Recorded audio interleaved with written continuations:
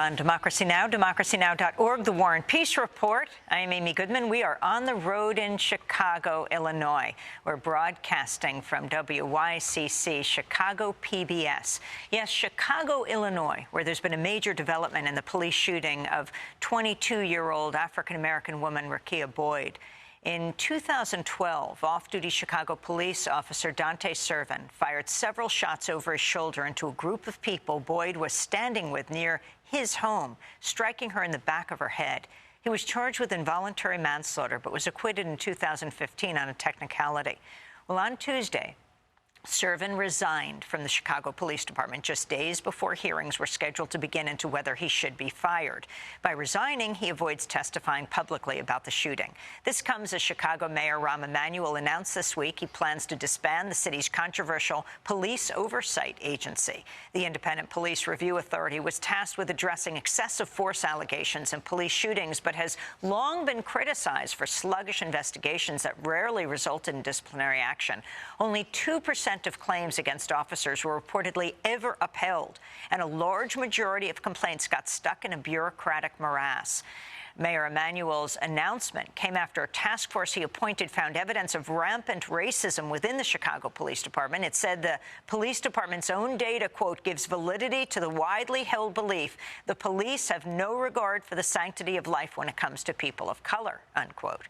Mayor Emanuel is also facing calls to resign over a possible cover-up of the police killing of Laquan McDonald, who was shot 16 times in 2014. Earlier this month, Emanuel spoke to the Chicago Tribune about the Laquan McDonald shooting. Laquan McDonald is a wake-up call to all of us. It's a reminder that there's a lot broken, and I'm determined to fix things that have been broken throughout the system. When I say that, it's not just the criminal justice. It's opportunity. It's promise. And when I say opportunity, meaning the opportunity to get a job and get a skill set, it's the opportunity through mentoring to give young men a role model and a father figure that they wouldn't have. And I see of jobs more than just getting a resume and more all that. It's also just be able to prove something to yourself and to others of what your potential is. And I'm going to fix a breakdown of trust that exists in the criminal justice system. For more, we're joined now by two guests here in Chicago. Jamie Calvin, founder of the Invisible Institute and freelance journalist who uncovered the autopsy report showing Laquan McDonald was shot 16 times, and who first reported on the existence of the video of the shooting. In recent months, he's won a George Polk Award and Izzy and the Ridenour Courage Prize for his reporting on Chicago police misconduct. And we're joined by Paige May, co-founder and organizer with Assata's Daughters, who is also member of the We Charge Genocide delegation to the UN Committee Against Torture. Jamie Calvin and Paige May, welcome to Democracy Now! So let's talk about the latest on Laquan McDonald. So the case has had amazing impact. I mean, in the wake of the Laquan McDonald revelations, as I think everybody knows, the entire political landscape in Chicago has changed, and we have an opportunity that I never expected to see for really fundamental, enduring change. The question is how we create a path to get there. So there have been a number of recent developments. You mentioned the mayor's task force with this extraordinary language. I mean, this is a public body appointed by the mayor that came forth with a whole long list of recommendations, but in a kind of prelude of findings, spoke to fundamental institutional racism entrenched in the police department and the history of the police department. So we're beginning, at least in that semantic realm, to have some diagnostic clarity about the nature of the problem. Paige May, you were arrested the night the video was released of Laquan McDonald being shot and killed by police officer Jason Van Dyke. Can you talk about, I mean, the fact that this video was released 400 days after Laquan McDonald was actually killed, and it was only on that day, 400 days later, that the police officer was charged with murder. The prosecutor ultimately taken down in an election as a result of this. Right. I mean, I think that reveals the reality of there is no justice in our justice system here, right? It's one mass circus, it's one mass cover-up, and it's only when we have predominantly young black people shutting things down and taking it to the streets that we're even getting noticed. And what I wonder a lot about is, you know, was it that Laquan McDonald was killed, or was it that he was killed with 16 bullets? Would this still be happening if there were only one? And that's a part of the problem, right? So I think part of why this is blowing up so much is because there was already a lot of anger, a lot of frustration, and this absolutely tapped into sort of the daily anger that young black people in the city experience, whether they're shot 16 times or they're stopped and searched 16 times in the course of a week. And can you talk about the disbanding of the Civilian Complaint Review Board of Chicago? I knew this was coming, right? IPRA has been one big stage that is used to create an illusion of accountability, an illusion of process.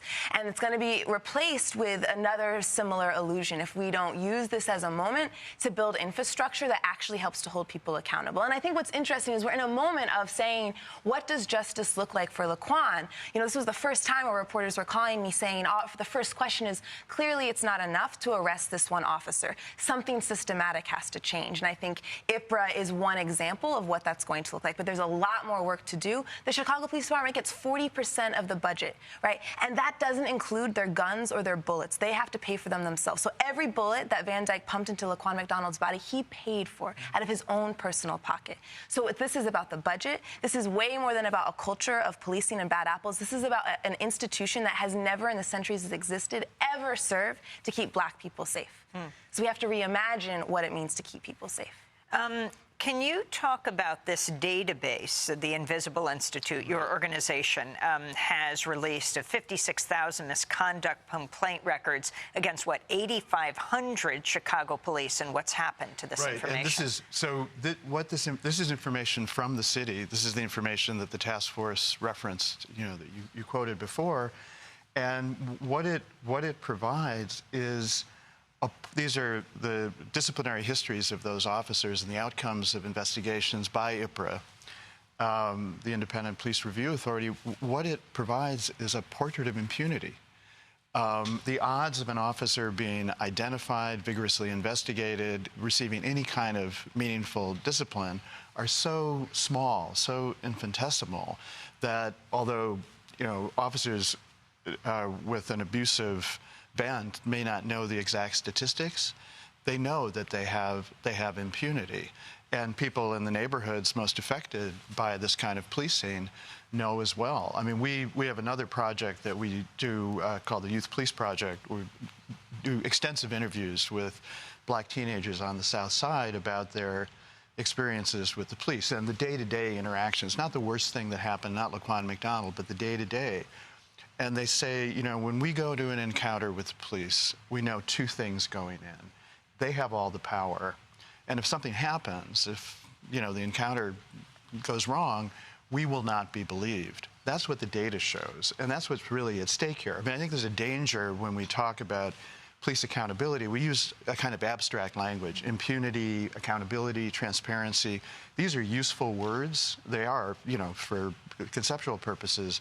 But the underlying reality every day in Chicago are particular blows from particular hands against particular bodies. And that's really what the data is. Do you have faith, Paige May, in the electoral process? You were one of the organizers against Buy Anita campaign, which was ousting Cook County State's Attorney Anita Alvarez, the one who only brought the murder charges after the video was released, and also Rahm Emanuel. Do I have faith in the electoral process? I have faith in our movement.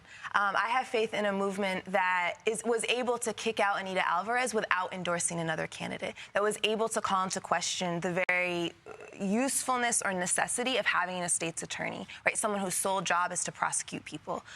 And so I believe in engaging things like the electoral process as a way of pushing people, right? But I believe in MLK's quote, right, that the only way to raise the consciousness of the nation is through creative civil disobedience. And I think we have to be disobedient in all stages that we have access to, which includes things like the electoral process. So we were out there, right, disrupting not only Anita Alvarez, but also Donald Trump. This latest story I'm reading from the Chicago Sun-Times, when a pair of Chicago police officers tried to make the case they were ostracized for reporting wrongdoing by fellow cops. City lawyers don't want jurors to hear the words code of silence uttered in the courtroom. Officer Shannon Spaulding and Daniel Echeverria filed a whistleblower lawsuit against the department in 2012, well before Mayor Emanuel acknowledged the existence of a code of silence in the department in a speech to the city council last year after the protests erupted. The significance of this. Oh, this is hugely significant, and this is the next big Chicago story. I've spent well over a year working on precisely that story with those officers. And, you know, it's partially in view right now, the scope of it, but the account that they give of the actual operation of the code of silence, they've been subject to retaliation, you know, merciless, relentless retaliation within the department for uncovering massive corruption and brutality within the now disbanded public housing unit. So the most disenfranchised, marginalized population was under essentially a reign of terror by a group of officers. These officers uncovered it, undertook to investigate it undercover with the FBI and Internal Affairs, were outed within the department. And they have become the focus of hostility within the department. And Rahm Emanuel uses the words thin blue line, blue veil, and code of silence, and he says you can't use this in your trial. Yeah, I mean, I don't know what they're thinking. We have 5 seconds, but what does it say that it was you, a totally independent reporter, who broke all these stories, not the corporate media in Chicago? I think it says that the code of silence extends to the media and our broader political culture. Well, we're going to leave it there. I want to thank Paige May, co-founder of Asada's Daughters, and Jamie Calvin, founder of the Invisible Institute. That does it for the broadcast. I'll be speaking tonight around 7 in Madison, Wisconsin at the Barrymore Theater, then on to Toronto, Canada, Thursday and Friday, then on Saturday in Troy, New York at the Sanctuary for Independent Media, then the Philadelphia Free Library on Monday.